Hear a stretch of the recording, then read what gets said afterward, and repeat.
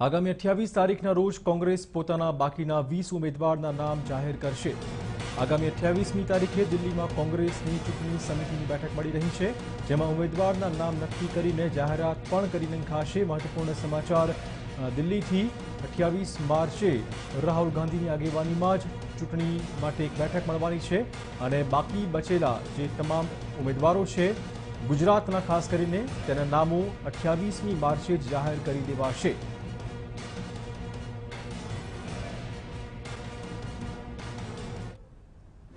26માંથી પહેલા 4 બેઠકોની જાહેરાત થઈ હતી અને આજે બીજી 2 બેઠક કચ્છ અને નવસારીની વિધિવત રીતે જાહેરાત કરવામાં આવી છે। બાકીની 20 બેઠકો પર સ્ક્રીનિંગ કમિટીની બેઠકમાં વિસ્તૃત ચર્ચા થઈ છે। એક બેઠકની છણાવટ સાથે પેનલ બનાવીને સીઈસીની બેઠક માટે મોકલી આપવામાં આવશે આજે જ, અને 28 તારીખે રાહુલજીની નેતૃત્વમાં સીઈસીની બેઠક મળશે અને બાકીના તમામ 20 ઉમેદવારોની વિધિવત રીતે જાહેરાત કરવામાં